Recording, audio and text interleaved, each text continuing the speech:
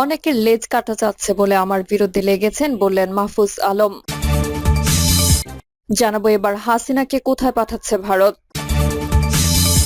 এদিকে চাপ সৃষ্টি করে বিএনপিকে বেকায়দায় ফেলা যাবে না বললেন মির্জা ফখরুল। এবং সর্বশেষে জানাবো অন্তর্বর্তী সরকার দেশের অধিকাংশ মানুষকে ফেসিবাদের দোসর বানিয়ে ফেলেছে বললেন জিএম কাদের। এতক্ষণ শুনলেন সংবাদ শিরোনাম, এবারে বিস্তারিত। অনেকের লেজ কাটা যাচ্ছে বলে আমার বিরুদ্ধে লেগেছেন বললেন মাহফুজ আলম। গত 12 মাসে নিচের বিরুদ্ধে কোনো দুর্নীতির অভিযোগ আসেনি বলে জানিয়েছে তথ্য সম্প্রচার মন্ত্রণালয়ের উপদেষ্টা মাহফুজ আলম। সোমবার রাতে ফেসবুকে দেওয়া এক পোস্টে তিনি এমনটি জানান। উপদেষ্টা মাহফুজ লেখেন, তদবিরের কথা উঠল যখন একটা ঘটনা বলি। আমার এক বন্ধু একজন ব্যক্তিকে আমার ভাইয়ার সাথে দেখা করায়। বিটিভির একটা টেন্ডারের কাজ করে দিলে তারা পার্সেন্টেজ দেবে এবং জুলাই নিয়ে কয়েকটা দেশে প্রোগ্রামের জন্য হেল্প করবে।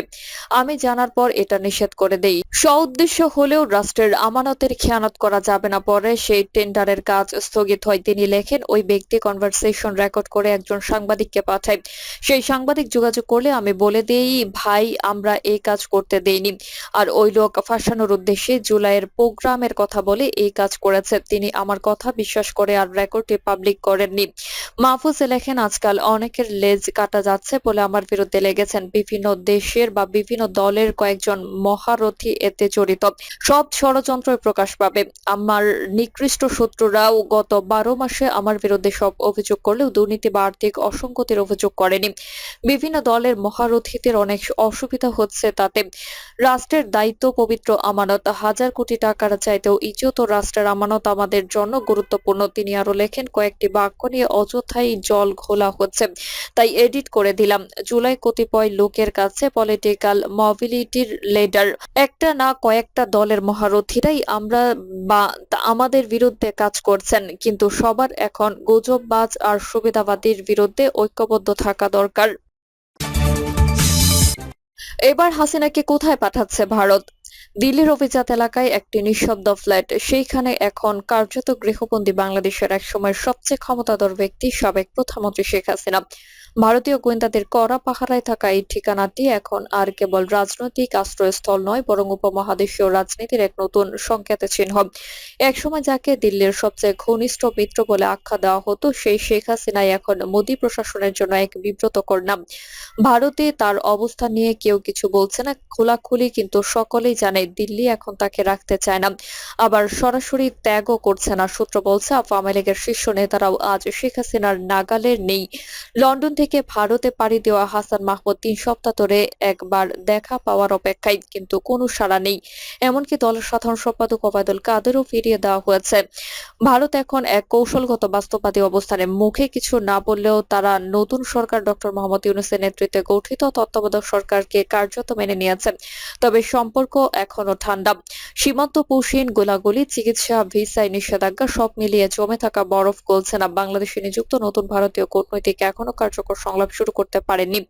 বিশ্লেষকরা বলছেন, ভারত গত 15 বছর ধরে আওয়ামী লীগকে একমাত্র ভরসা মনে করে বড় কূটনৈতিক ভুল করেছে।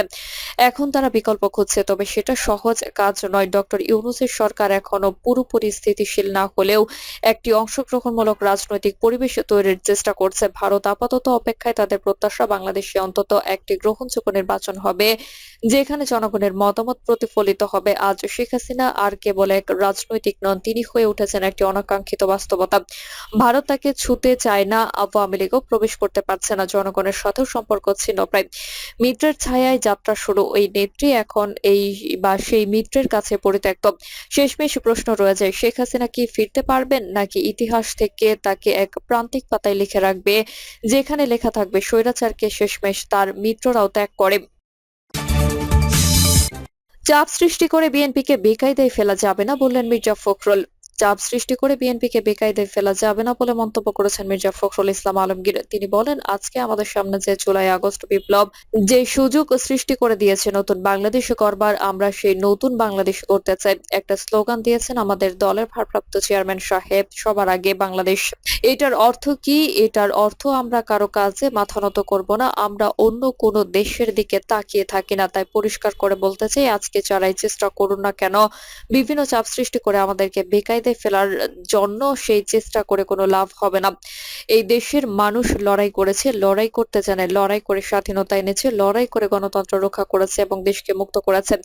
নেতা কর্মীদের উদ্দেশ্যে মির্জা ফখরুল বলেন, আমাদের শহীদদের যাদেরকে আমরা হারিয়েছি তাদের প্রতি শ্রদ্ধা জানাই। আজকে নতুন বাংলাদেশকে গড়ে তোলবার জন্য যে বাংলাদেশ যুবদল, ছাত্রদল, বিএনপির দিকে তাকিয়ে সাধারণ মানুষ যেন বলে এরা ভালো মানুষ, ভালো দল, তাই না? যদি না বলে তাহলে কি আমাদের কাজটা ঠিক হবে? তবে হবে না। তাই আমরা সেই দিকে এগিয়ে যাই। যে পথে এগোলো আমরা মানুষকে সুন্দর একটা বাংলাদেশ উপহার দিতে পারবো। মির্জা ফখরুল বলেন, একটা কথা আছে ইংরেজিতে পাবলিক পারসেপশন, জনগণের ধারণা, এটাই কিন্তু রাজনীতির মূল নিয়ামক। জনগণ কি ভাবছে? এই যে আমার ভাই ওখানে ভ্যানে ফল বিক্রি করছেন, ওই যে আমার ভাই রিক্সা নিয়ে দাঁড়িয়ে আছেন, রিক্সা চালাচ্ছে, অথবা আমার ভাই যিনি সবজি বিক্রি করছেন তিনি কি ভাবছেন? আমরা কি কখনো তাদের কাছে গিয়ে জিজ্ঞাসা করেছি যে ভাই যুদ্ধ তো একটা হয়ে গেল, আমরা হাসিনাকে তাড়ালাম, এই যে গ্রাফিতি করছি, বড় বড় বই ছাপাবো, আপনার মতামত কি? বাংলাদেশের পরিবর্তনটা কি হলো? জিজ্ঞাসা করেন তাকে। সংস্কার প্রসঙ্গে মির্জা ফখরুল বলেন, এই কথাগুলো বলা খুব দরকার। কেন দরকার?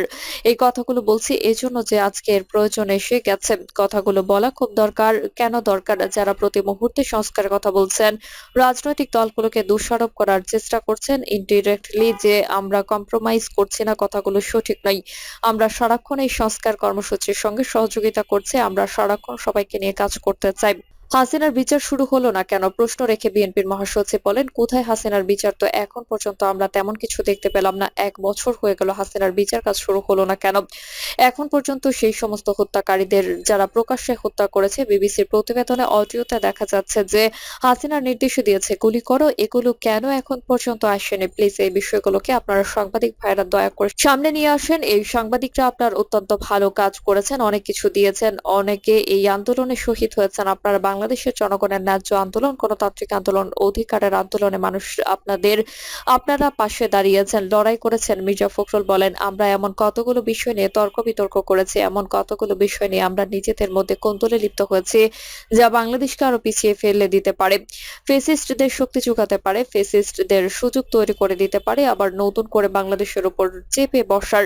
গত 15 বছরে বিএনপি নেতাকর্মীদের উপরে ফেসিস্ট আওয়ামী লীগ সরকারের নিপীড়ন নির্যাতনের কথা তুলে ধরে মির্জা ফখরুল বলেন, আমাদের অনেকে কি নির্মম অত্যাচার করা হচ্ছে তাদের ছবি তো আমাদের সাংবাদিকরা ছাপে না। প্লিজ সাংবাদিক ভাইদের বলবো, কালোকে কালো বলবেন, সাদাকে সাদা বলবেন এবং যার যা অবদান আছে সেই অবদানকে স্বীকার করবেন। আমরা কেউ মুচলেকা দেইনি শত অত্যাচারের মুখেও। বিএনপি মহাসচিব বলেন, আজকে যখন পত্রিকায় দেখলাম বেদনায় একেবারে নীল হয়ে গেছি। দেখলাম 5 জন সমন্বয়কারীকে গ্রেফতার করেছে পুলিশ। তারা জোর করে একটি বাড়ি থেকে একজন সাবেক সংসদ সদস্যের কাছ থেকে 50 লক্ষ টাকা চাঁদা আদায় করে নিয়েছে।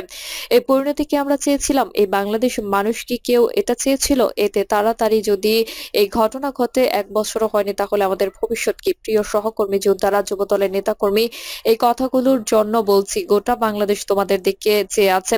তরুণ যুবক যারা বদলে দিয়েছে, যারা পাল্টে দিয়েছে সেই হাসিনাকে, ক্ষমতার পতন ঘটিয়ে তাকে দেশে থেকে বিতাড়িত করে দিয়েছে, তাদেরকেই তো এদেশ গড়ে তুলতে হবে, তাদেরকেই তো এদেশকে নির্মাণ করতে হবে, তাদেরকে ভবিষ্যতে একটা সুন্দর বাংলাদেশ তৈরি করতে হবে ন্যায্যতার ভিত্তিতে, মানবতার ভিত্তিতে।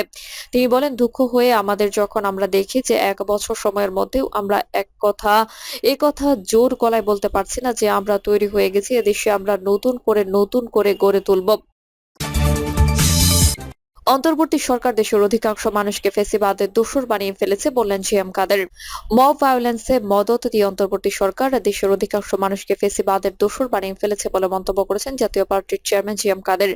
মাইলস্টোন স্কুলের ট্র্যাজেডির পরে অন্তর্বর্তী সরকারের আইন, বিচার ও সংসদ বিষয়ক উপদেষ্টা ডক্টর আসিফ নজরুল এবং শিক্ষা উপদেষ্টা সিআর আবরার ঘটনাস্থলে গেলে একদল ছাত্র জনতা তাদের অবরুদ্ধ করে রাখে। ওই ঘটনা উল্লেখ করে জিএম কাদের এক বিবৃতিতে বলেন, অবস্থা দেখে মনে হচ্ছে সরকার এখন নিজেরাই বিপদে পড়েছে। সরকার দেশকে ঘৃণা, বিদ্বেষ ও প্রতিহিংসার দেশে পরিণত করেছে। উল্লেখ করে জিএম কাদের বলেন, সরকারের প্রচ্ছন্ন মততে এতদিনে যে মব ভায়োলেন্স মানুষকে পিটিয়ে মেরেছে, ব্যবসা প্রতিষ্ঠান দখল করেছে, তখন সরকারের নিন্দা জানানো বা উদ্বেগ প্রকাশ করতে দেখিনি। এখন সরকারের মানুষেরা নিজেরাই মবতন্ত্রের শিকার হয়েছেন।